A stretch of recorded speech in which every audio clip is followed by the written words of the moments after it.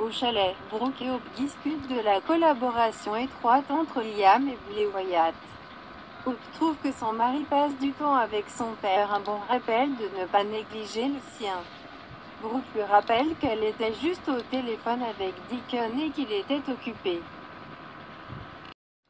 Chez Deacon, Sheila veut embellir l'endroit avec une nouvelle palette de couleurs et des coussins floraux. Deacon ne sait pas ce qui est le pire, des oreillers floraux ou un fugitif qui le regarde en face toute la journée. Sheila ronronne, et toute la nuit, elle répondra à tous ses besoins et lui donnera aussi beaucoup d'argent. Au manoir Forrester, Ridge remercie Donna et Eric de les avoir et Finn remercie Eric d'avoir inclus sa mère, qui est en route.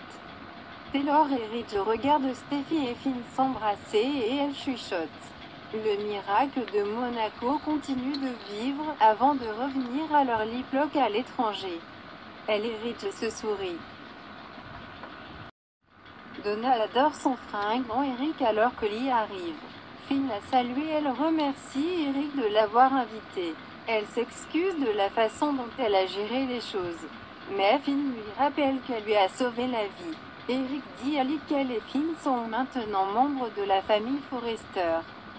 De l'autre côté de la pièce, Taylor dit à Ridge qu'elle est contente qu'il fasse ça, que c'est bien d'avoir tout le monde ensemble. Au chalet, Brooke se sent étrange de ne pas être au dîner Forrester, elle est la femme de Ridge après tout. Mais elle comprend qu'ils essaient de traiter tout ce qui s'est passé entre les mains de Sheila. Chez Deacon, Sheila s'attache à le séduire.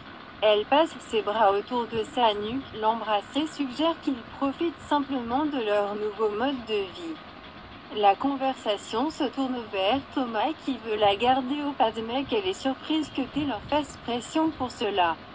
Brooke pense qu'elle l'utilise pour saper son mariage et suppose que c'est de cela qu'il s'agit.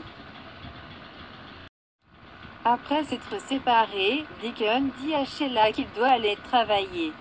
Elle veut descendre plus tard pour lui tenir compagnie, mais il l'avertit de ne pas mettre un pied dehors. Si quelqu'un découvre la vérité, en particulier Hope et Brooke, qu'elle est en vie, qu'elle donne des coups de pied et qu'elle reste là-bas. Sheila l'interrompt, chill. Elle l'embrasse à nouveau. Au manoir Forrester, Taylor et Ridge plaisantent de manière ludique lorsque Donna les interrompt. Elle annonce qu'il est temps d'avoir un nouveau portrait accroché au-dessus de la cheminée. En tant que nouvelle maîtresse de maison, elle aimerait apporter des changements indispensables et apposer une marque sur la maison qu'elle espère permanente. La première personne qu'Eric verra lorsqu'il franchira la porte. Donna dévoile le portrait, c'est Eric. Tout le monde murmure son approbation alors que Donna dit qu'il est temps. Eric lui dit que c'est merveilleux.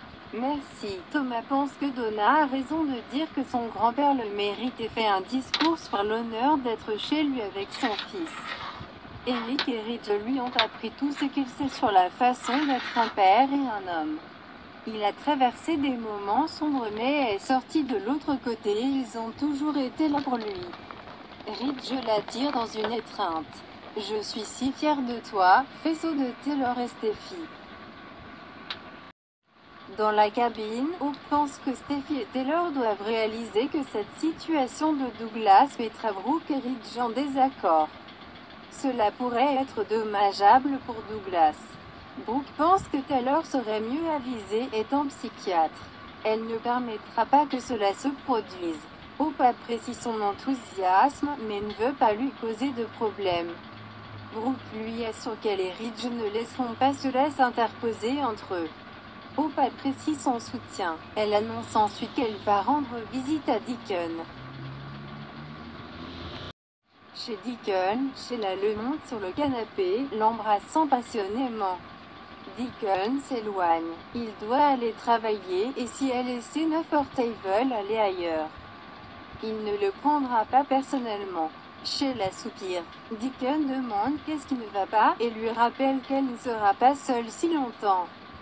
Sheila ne peut s'empêcher de s'interroger sur Finn. Deacon espère qu'elle sait qu'elle ne le reverra jamais.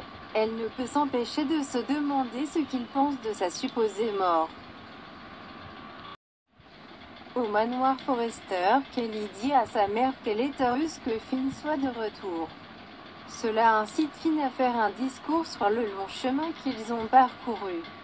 Il récapitule comment les pensées de Steffi et de sa famille l'ont fait avancer. C'est ce qui m'a sauvé. Ils conviennent tous qu'ils ont beaucoup de chance.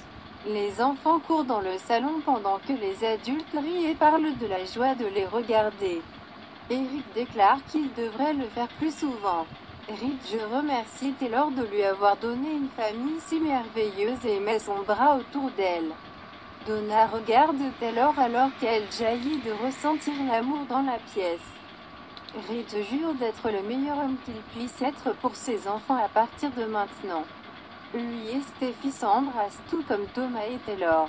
En s'écartant, Donna appelle Brooke pour dire que le dîner se passe bien, mais il y a un problème, elle n'est pas là. Taylor est là avec Ridge à la place. À proximité, Ridge attrape Taylor par la taille et la remercie de s'être enfin habillée aujourd'hui. Ils rient et s'embrassent.